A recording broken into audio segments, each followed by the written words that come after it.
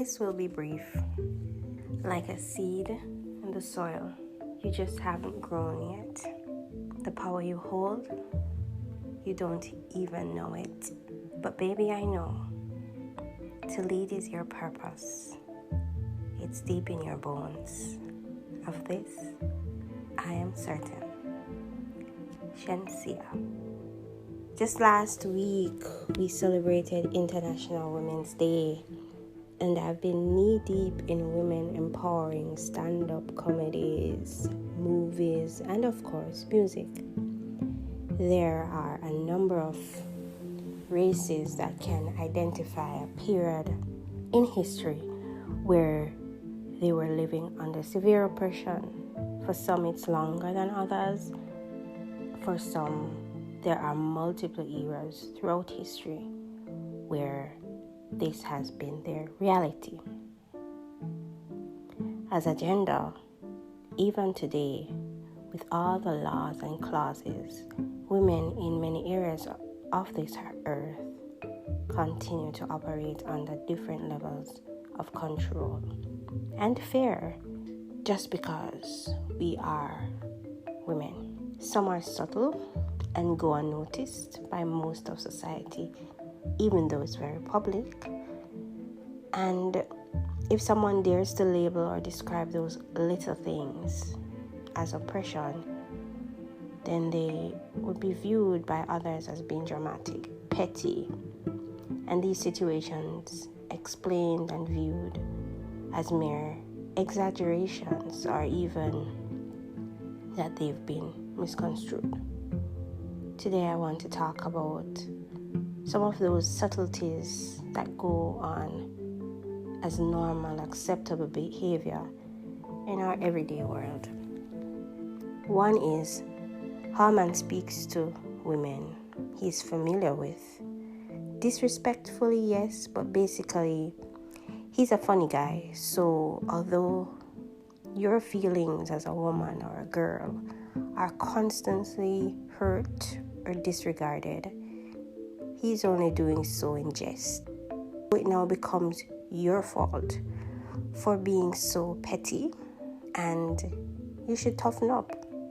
The most hilarious part of such situation is men like these aren't usually able to handle being placed in the firing line, if I may call it that, of the sense of humor of women who aren't faced by whatever insecurities or dysfunction they hide behind all that cruel banter. Because of course, that's all it is. Cruel banter. It's a defense mechanism. And whether we accept this or not, words can really hurt. As the African proverb states, the axe forgets, the tree remembers.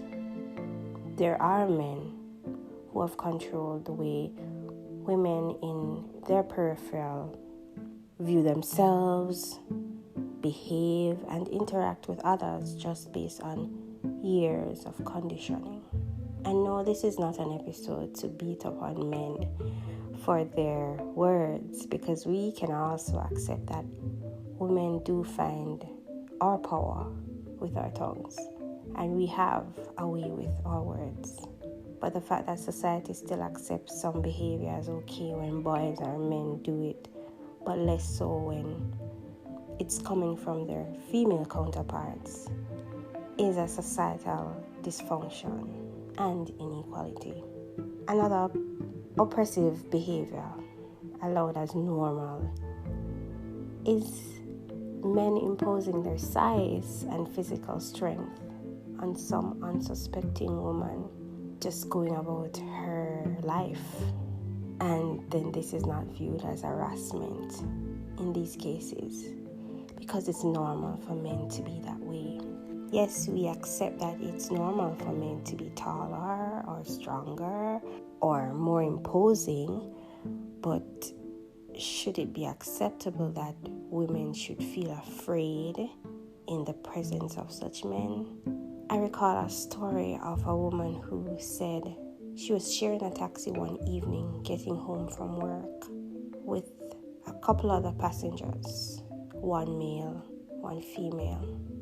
And the male passenger became so overbearing that she had to get out of the taxi way before her stop and catch another.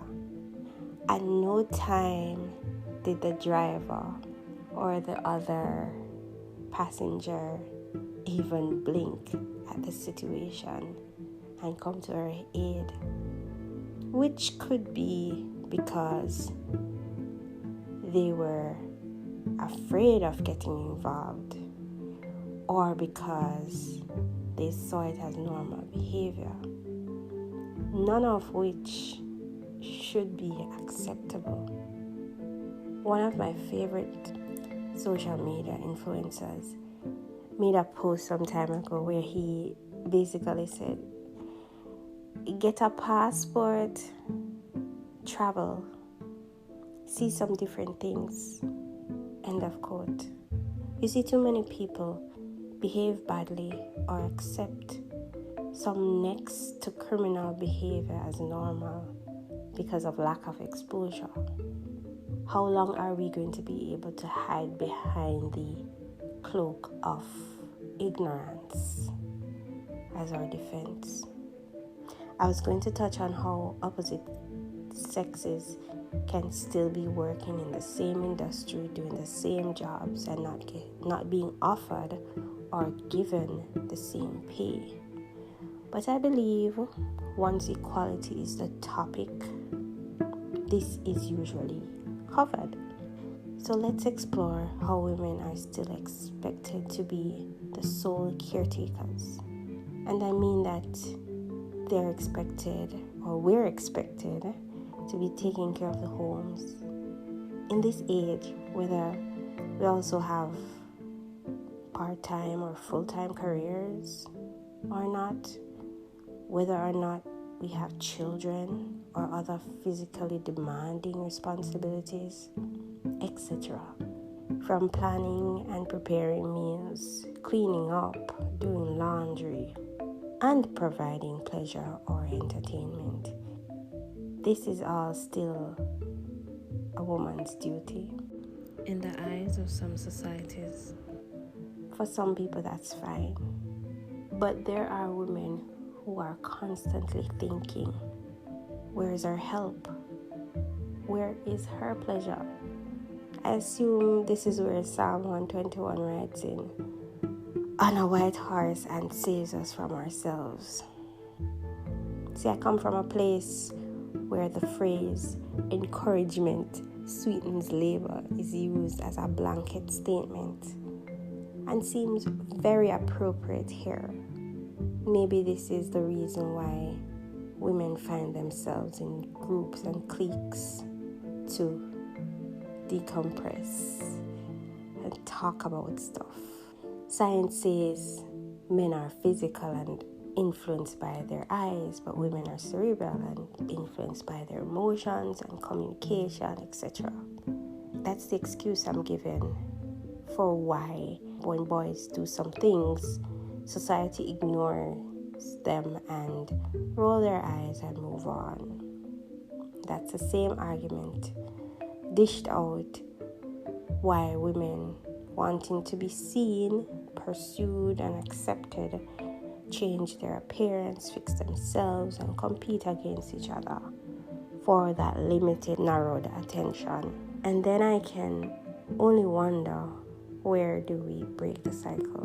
Do you, after accepting mediocre or worse treatment for a space in someone's life, then do your best to mold the best values into your sons and make demands of the person you share your lives with? I agree completely that changing behaviors will take generations, but each of us has the responsibility of influencing our circles, no matter how small, because some things are just not funny anymore and truly never were. Being a woman in this era means knowing you're just fine how you are currently. There's no need to be excessively anything for the attention of someone else, unless that's what you want to do or be. All changes you make on you should be first and foremost for you. If others reap the benefits of that, then so be it. Too many of us live under duress of what the expectations are of us, laid on thick by whichever society we happen to reside in or are influenced by. A lot of self-esteems are entangled so tightly into the validation of men who don't even know how to validate themselves. So take the power of your growth and repair out of incapable hands and minds, as Captain Planet said. The power is yours. I leave you with the words from Miley Cyrus's Flowers. I can buy myself flowers, write my name in the sand, talk to myself for hours, say things you don't understand. I can take myself dancing, and I can hold my own hand. Yeah, I can love me better than you can. And until next time, take care.